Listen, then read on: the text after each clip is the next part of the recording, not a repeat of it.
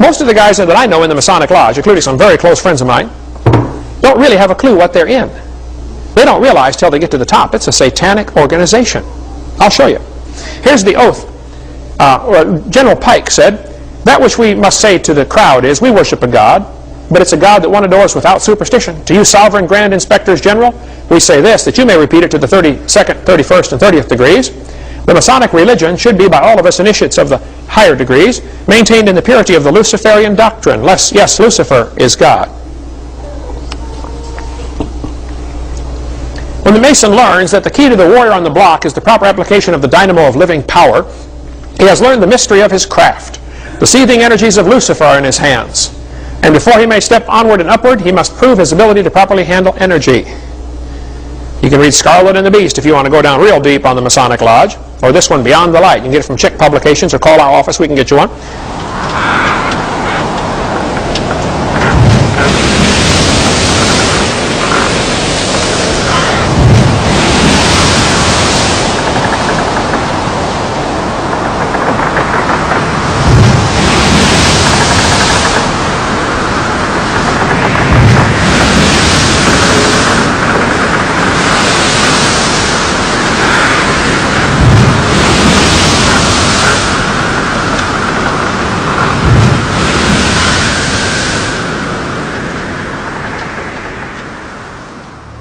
So notice, not only do we have a red circle, which is a very important symbol in the occult, but it is white in one place. It is the serpent biting its tail, which is an old symbol for Lucifer.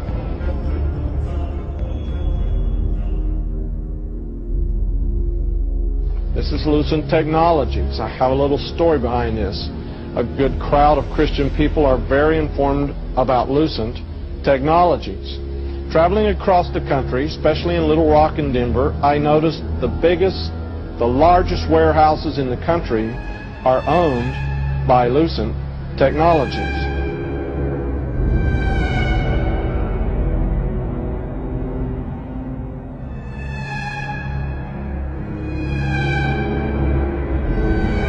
Everybody being chipped, all your money in those chips, and they control the chips, and they control people, and you become a slave, you become a serf to these people.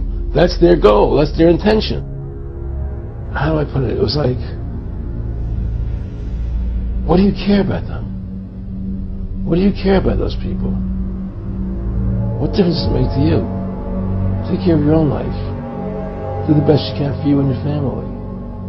What do the rest of the people mean to you? They don't mean anything to you. They're just serfs, they're just people. You know, it was just a lack of caring, you know, and that's just not who I was. It was just sort of like cold, you know, it was just like cold, you know, and I used to say to him, what's the point of all this? You have all the money in the world you need, you have all the power you need, what's the point? You know, what's the end goal? And he said the end goal is to get everybody chipped, to control the whole society. I'm not talking really about backwards masking, I'm talking really about backwards messages. In fact, one way to do it, which wouldn't require demons or higher intelligences to intercede, would be just to take straight words, take 7 or 8 words in a song, and reverse them. And then when you played it backwards, you would hear those words. But when you heard it forwards, what would you hear? You'd hear something backwards. It wouldn't make sense. So when people talk about how backwards masking is done in the studio, yeah, that kind of backwards masking is done in the studio. No problem. That's not what we're talking about. We're talking about when you hear music and lyrics forward, and then you hear those same lyrics backwards, and it's a message forward, and those same words are a message backwards. Okay? And we're not talking about one or two words. We're not talking about something like the cat and playing it backwards and trying to get something like tack backwards and something out of the. We're talking about sometimes over 15 words straight. We're talking on Stairway to Heaven right around 30 words. Okay? And we're not only talking about that, we're talking about a song that wasn't engineered to be heard backwards, but came right from the spirit world automatically. Okay? And then we're talking about, if you wanted to make lyrics backwards on a song, you're going to mess up that song forward pretty bad, right? Well, Stairway to Heaven is the most popular song in rock and roll. So this destroys any kind of argument that comes against it. And what destroys it more is the lyric forward often has everything to do with the lyric backwards. And to take it even further, you can hear a lot of these same things on live albums backwards. Because it's the demonic spirits using these human beings. Do you understand that?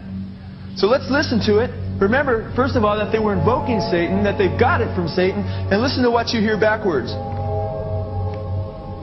Forward. Your stairway lies on the whispering wind. Forward it says, and your stairway lies on the whispering wind. Backwards it says, because I live with Satan. Listen carefully.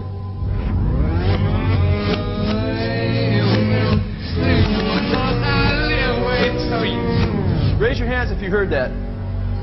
Quite clear, quite obvious. There's a lot more. Backwards it says, here's to my sweet Satan.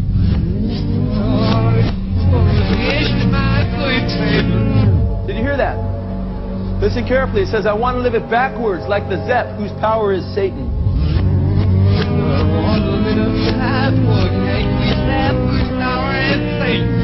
Did you hear that? Then it says, he will give you 666.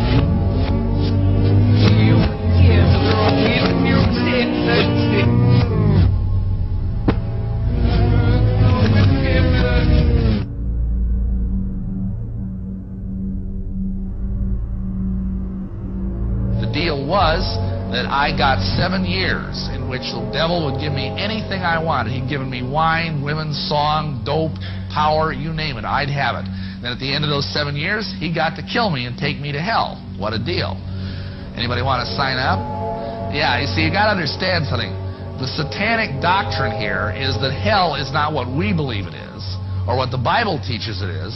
The satanic doctrine is that hell is this incredible party. Hey, Satan! Playing my shoes! Playing in a rockin' band!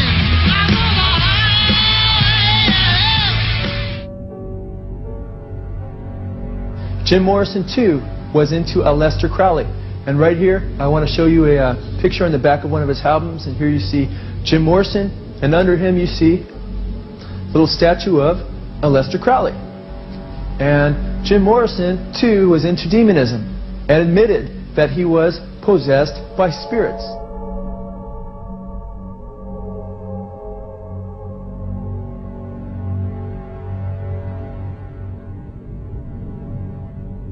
Also in the street plan of Washington, you find pentagrams.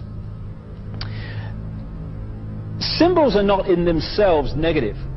The five-pointed star, the pentagram as we call it, it's not in itself negative. Just as the swastika in its original form is not negative, it was just a symbol of the sun. Other things too, probably. What the Nazis did, however, was take the swastika and turn it round to indicate the negative. It's what they call reverse symbolism in Satanism.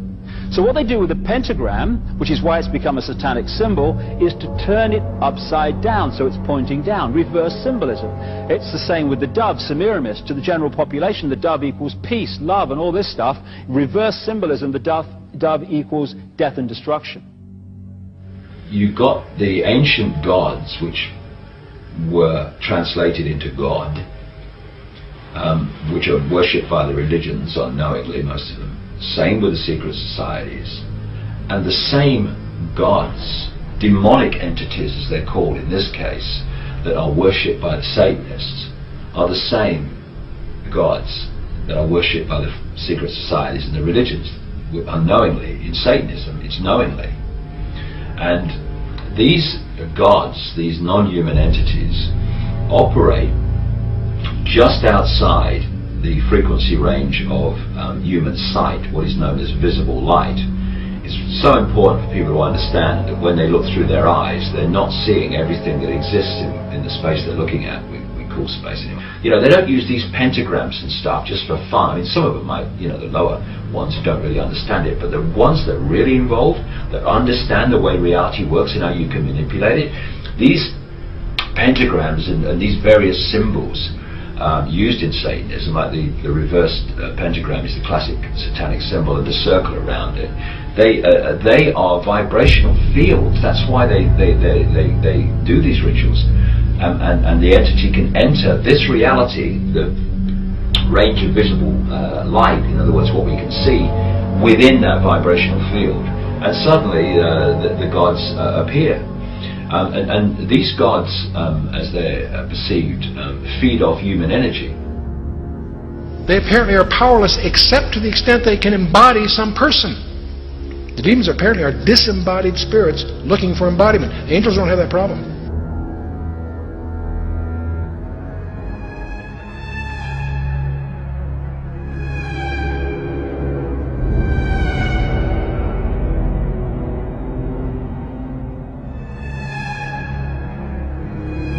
We have before us the opportunity to forge for ourselves and for future generations a new world order, a world where the rule of law, not the law of the jungle, governs the conduct of nations. When we are successful, and we will be, we have a real chance at this new world order. A new world order. A new world order. A new world order. A new world order. New world. And President Bush said, and it's a phrase that I often use myself, that we needed a new world order. And sure enough, a lot happened on his watch that was very, very positive towards a new world order. Now we can see a new world coming into view.